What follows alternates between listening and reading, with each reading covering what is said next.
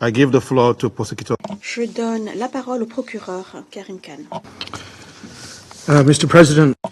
Monsieur le Président, permettez-moi tout d'abord de vous remercier de me donner l'occasion d'informer le Conseil de sécurité de nouveau aujourd'hui. Mes félicitations à vous et la Sierra Leone.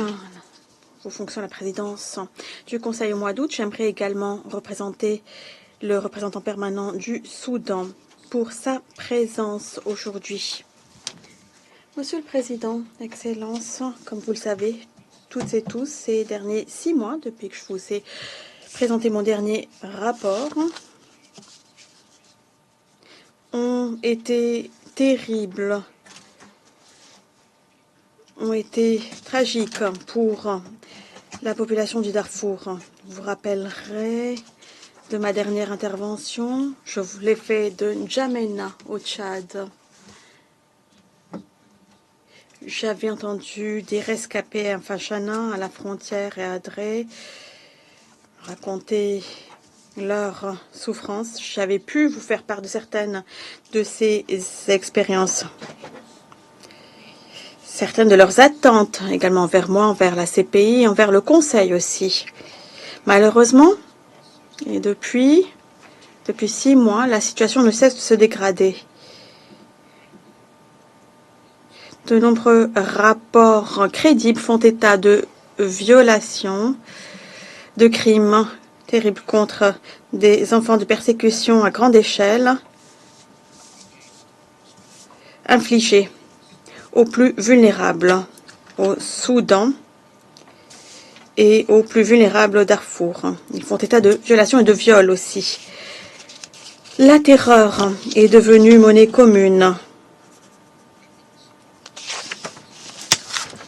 Et cela est ressenti non pas par ceux qui portent des armes, mais par ceux qui doivent fuir sans avoir où aller, par ceux qui ont faim.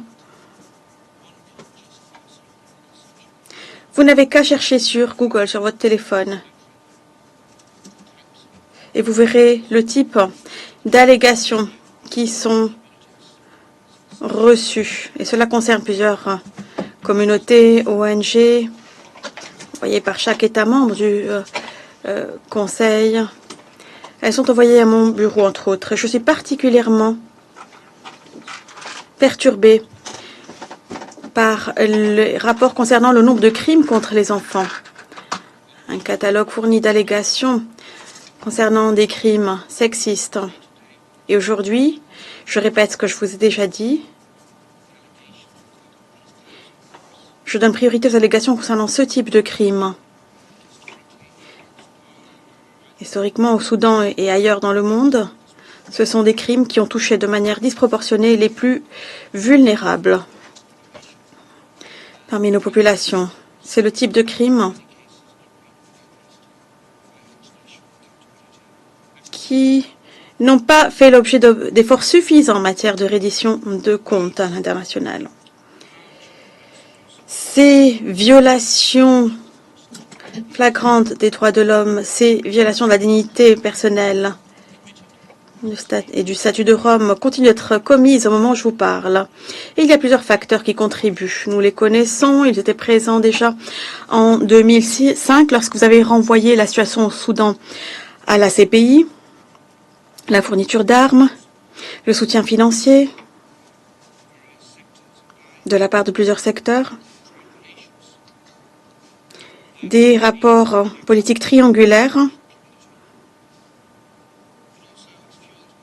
et l'inaction de la communauté internationale, un sens de l'impunité dont je vous ai déjà parlé,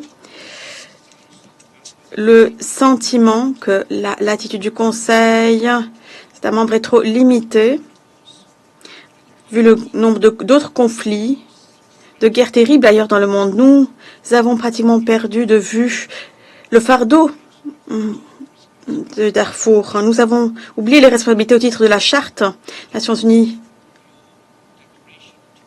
Et votre déclaration ici, en 2005, concernant la situation et la menace qu'elle représentait pour la paix et la sécurité internationale.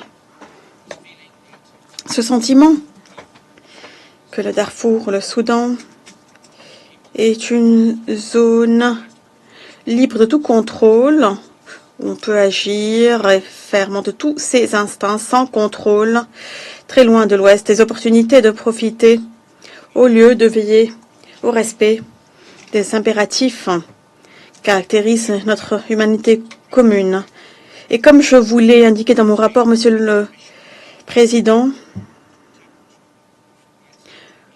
mon bureau a fait une priorité de la protection, un certain degré de protection à certaines de ces communautés. Certains belligérants, El Jenin, Al-Fashar et partout au Soudan, pensent qu'ils peuvent s'en sortir impunis, qu'ils peuvent violer, qu'ils peuvent commettre des abus sans sanction et que peut-être dans 6 mois, quelqu'un va attirer leur attention sur leurs méfaits, sur la misère de ceux qui tentent d'échapper et de voir le jour de demain, ce qui n'est pas une garantie. Nous avons donc besoin de votre aide plus que jamais pour garantir que ces attentes de justice, de vie humaine traitée sur pied d'égalité puissent recevoir un soutien réel. Nous progressons quelque peu, je l'avoue, dans un endroit important au Soudan, au Darfour. Mais pour ceux qui sont sur le terrain au Darfour aujourd'hui, et je pense aux forces armées soudanaises et les forces d'appui rapide, pour ceux qui les aident, qui les encouragent, qui les financent, qui leur fournissent des armes, qui leur donnent des ordres, qui obtiennent des bénéfices, des avantages, eh bien, je leur dis clairement que nous sommes en train d'enquêter.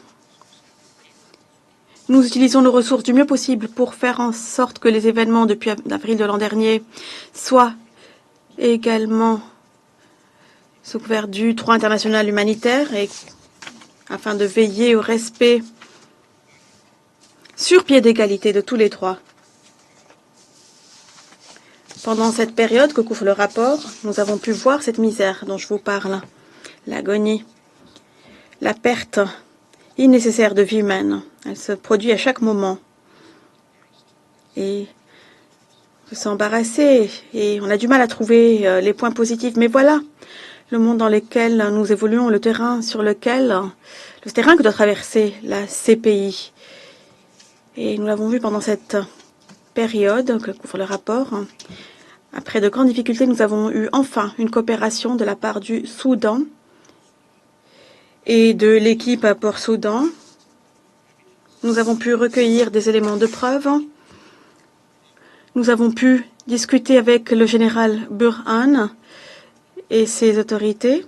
Ils ont répondu à des demandes formulées. Nous avons eu plusieurs missions de long terme au Tchad et nous avons pu recueillir des témoignages, des éléments de preuve précieux de personnes qui ont fui leur domicile et qui ont pu nous raconter leur récit, leur version. Nous avons rencontré plusieurs personnes de la société civile soudanaise également, qu'ils se trouvent en Europe, en Afrique, ailleurs en Afrique comme au Tchad, en République centrafricaine, au Soudan du Sud. Nous cherchons tous les moyens possibles de parler avec les rescapés pour entendre tous leurs récits, analyser ces éléments de preuve, mettre tout côte à côte et voir qui pourraient être les auteurs de ces crimes commis, de ces horreurs observées. Nous sommes déterminés et nous ne lâchons pas. Nous déployons également des outils technologiques. Nous avons différents types, ensemble d'éléments de preuve, des téléphones, des enregistrements vidéo audio, qui se révèlent essentiels pour lutter contre cette impunité. Du point de vue collectif, les enquêteurs, les analystes, les juristes, avocats, tous ceux qui travaillent à notre bureau, la société civile, tous ceux qui veulent nous rejoindre, nous ont permis d'effectuer des progrès considérables. Et je pense pouvoir être en mesure, d'ici mon prochain rapport, de vous annoncer des mandats d'arrêt ou des demandes de mandats d'arrêt, des requêtes concernant ces individus qui sont les principaux auteurs de ces faits observés. Qu'ils entendent clairement le message. La CPI n'est pas là pour bavarder, pour marquer sur le calendrier simplement des dates pour informer le Conseil.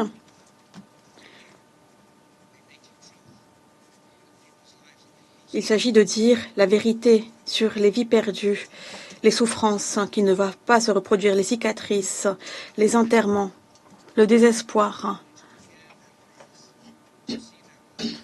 Ils veulent que la communauté internationale écoute leurs cris, qu'elle connaisse leur fardeau, qu'elle leur propose des solutions et non pas des polémiques.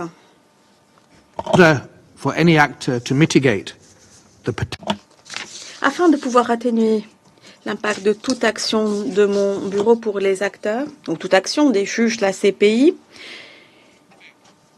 jugée adéquate afin d'empêcher qu'elle ait des répercussions négatives, le seul conseil que je puisse vous donner, c'est la loi. La loi est la meilleure réponse. Le droit et la loi. La coopération avec mon bureau est la meilleure réponse et la meilleure défense.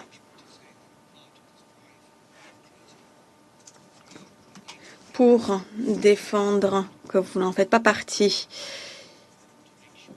Il ne s'agit pas de pointer qui soit du doigt, mais de faire en sorte que ceux qui sont au poste de pouvoir, au commandement, rendent des comptes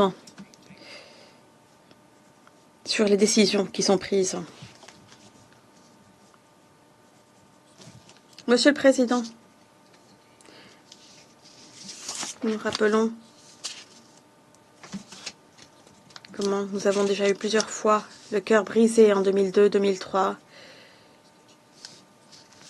Cela a été le thème des nombreux rapports présentés devant ce Conseil. Mais, respectueusement, nous devrions surtout nous rappeler qu'il ne s'agit pas du passé, qu'il s'agit d'un cauchemar qui se poursuit encore aujourd'hui. Et nous devons tous nous regarder dans le miroir et nous demander si nous avons fait tout ce qui est à notre pouvoir. Honnêtement, la CPI n'a jamais été une arme civile pour sauver tout le monde, appuyer les États. Elle mérite un soutien efficace, effectif du Conseil, à mon avis. Et le Conseil, si vous me permettez d'être un peu audacieux, doit trouver des manières créatives, faire preuve d'imagination pour mettre un terme à ce cycle de violence qui se poursuit.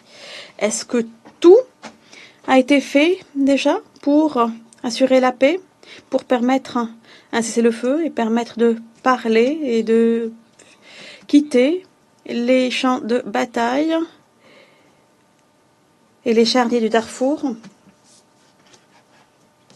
Monsieur le Président, alors que nous penchons sur les derniers événements depuis le mois d'avril, nous n'oublierons jamais les raisons pour lesquelles vous avez renvoyé la situation à nous. Le cas d'Abdurrahman Ali Koushaid, qui avance bien. Il y a eu un retard en raison de l'insécurité au Darfour. Les juges ont dû proposer différents amendements, calendrier prévu, mais il est prévu que ce soit l'un des procès les plus efficaces dans l'histoire de la CPI. Nous attendons encore un autre témoin pour la défense qui devrait témoigner en septembre. Et ensuite, les mémoires, les conclusions seront représentées par les parties et leurs conseils juridiques, celles des victimes. Et Inch'Allah, nous espérons conclure cette année. C'est un procès qui rassemblera, qui nous aura permis d'écouter plus de 100 témoins et de voir présenter plus de 1500 éléments de preuve par mon bureau en soutien aux allégations contre Ali Koushaid Abdurrahman.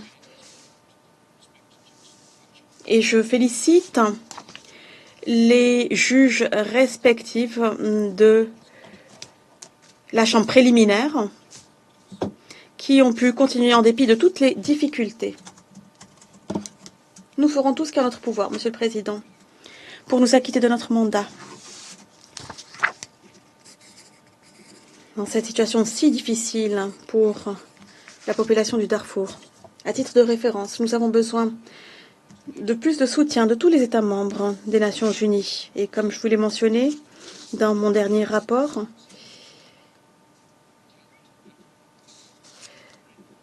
j'ai vu un homme assis par terre à Adré, des gens pauvres, poussiéreux. Il m'a dit, il est merveilleux que vous enquêtiez sur les Allemands depuis avril, mais pourquoi est-ce que vous êtes optimiste? Ça ferait la différence si vous aviez émis des mandats d'arrêt, mais que se passera-t-il aussi si vous émettez des mandats d'arrêt? Et je me suis interrogée aussi. Cette question m'a interpellée. Je dois vous avouer que je n'étais pas tout à fait optimiste. Les vies au Darfour étaient importantes pendant toutes les décennies avant 2005, mais aujourd'hui, il y a peut-être d'autres considérations qui viennent s'ajouter. Et cela mérite réflexion. Ce que nous voyons, c'est un véritable chaos dans cette partie du continent, de la Méditerranée, en Libye, jusqu'à la mer Rouge, au Soudan,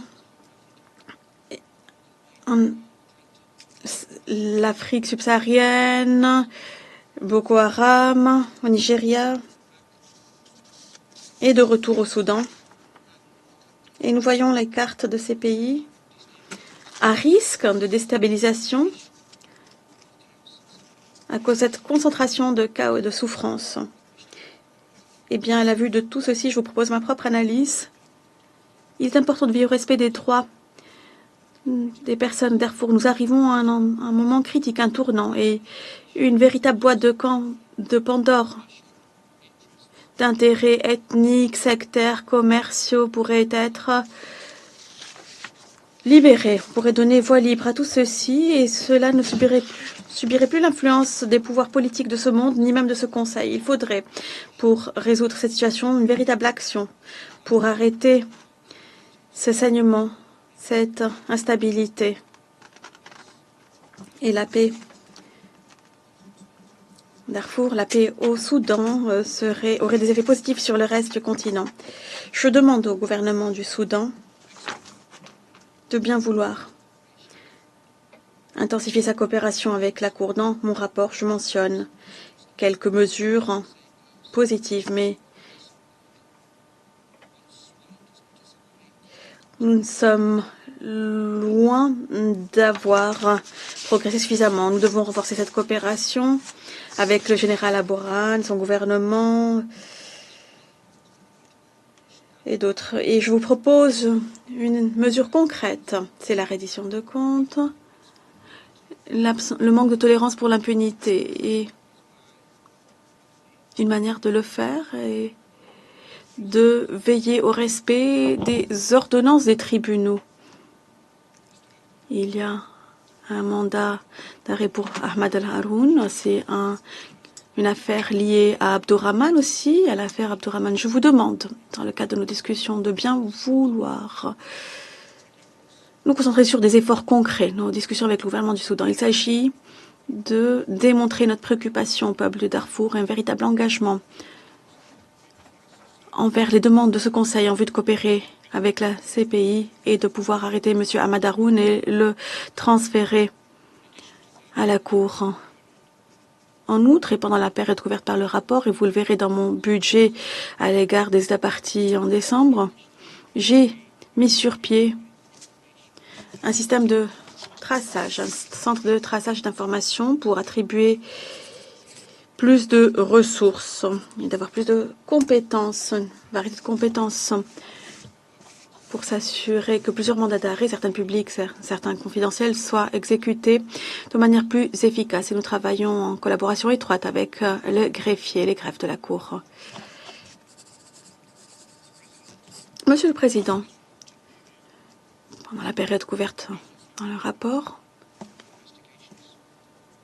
nous avons vu des fois prouver pour les enquêtes. Nous avons été à Port-Soudan. Nous avons rencontré les autorités sur place, y compris le procureur général, la commission nationale, créée pour enquêter sur les crimes commis dans le contexte du conflit en cours au Darfour.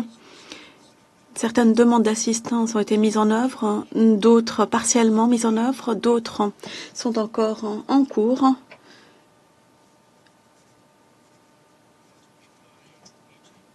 Lors de mes réunions avec le président du Conseil souverain transition, Abdel Fattah al-Burhan, l'an dernier, j'ai reçu un certain nombre d'engagements. Et je peux vous dire que nous sommes partis de très loin, de très bas, mais qu'il y a du progrès. Il y a encore marge d'amélioration. Cela va sans dire. Quant au progrès réalisé, je me dois, concernant ces progrès, remercier publiquement le nouveau point focal pour la coopération qui a été désigné par le président al-Burhan suite à nos réunions.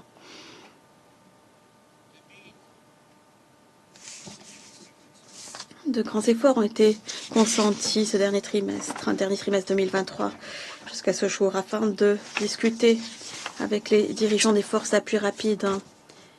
Mais je n'ai pas vu de résultats concrets découlant de ces efforts. Le tribunal est l'endroit où on peut se cacher, mais c'est le cas du Conseil non plus. Soit on attaque le drapeau de la justice, se couvert d'impunité, ou vice-versa.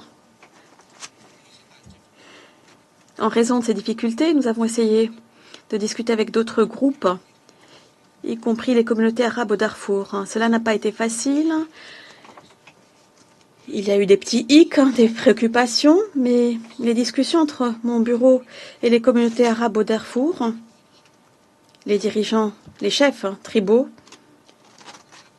nous ont permis d'arriver à un niveau supérieur que nous allons pouvoir consolider ensuite et permettre de dissiper tout malentendu. Il ne s'agit pas simplement d'ethnicité, nous sommes unis par notre humanité commune. Alors, je peux vous parler de plusieurs crises, plusieurs alertes. Vous allez peut-être vous réveiller demain et voir une nouvelle crise, certaines qui éclatent du jour au lendemain sans avis, d'autres qui se voient venir de loin. Il est important que le Conseil puisse continuer d'appuyer la Cour pour nous permettre d'obtenir du soutien de la part des États membres. Et ce moment est décisif. Face à cette concentration de souffrance qui ne cesse d'augmenter dans le monde, et je vous ai parlé de différents contextes, on entend des cris, des pleurs de tant de parties de l'hémisphère sud et de l'hémisphère nord aussi. Il est important de répéter que chaque vie humaine vaut la même chose, est équivalente. Et quelle est notre finalité? Est-ce que nous allons pouvoir aider ceux qui sont attaqués? Est-ce que nous pouvons faire preuve de toute l'intégrité, le courage qu'on attend de nous, comme si c'était des membres de notre famille? Si nous n'avons pas ce courage moral, si nous n'avons pas cette clarté de pensée, si nous n'avons pas ces partenariats entre la CPI, le Conseil de sécurité, les Nations Unies, l'Union africaine, les partenaires régionaux, la population du Soudan, son gouvernement, les communautés tribales du Soudan, eh bien, nous n'allons que vers plus de misère et plus de souffrance. Ce climat d'impunité que nous voyons très clairement à Al-Janina sur le terrain, Al-Fasha de plus en plus aussi, sont alimentés par une croyance profonde, savoir que toutes les vies humaines ne comptent pas et que personne ne les regarde, personne ne fait attention, qu'il y a une indifférence, qu'il y a une apathie. Eh bien, ce n'est pas le cas. Notre bureau ne l'est pas. Nous avons reçu du soutien de la part de plusieurs États membres, mais notre obligation découle de nos obligations au titre de l'État de droit. Monsieur le Président, chers membres du Conseil, nous devrions être conscients des impératifs de la Charte, impératifs fondamentaux. Nous sommes tous des mortels. Aucun représentant ne sera ici éternellement. Et c'est une petite fenêtre que nous avons, une petite occasion, opportunité que nous avons de faire la différence pour des personnes que nous n'aurons jamais la chance de rencontrer, de connaître et qui pourraient ne pas survivre à notre inaction demain. Merci beaucoup. I thank Prosecutor Khan. Je remercie le procureur Khan pour cet exposé.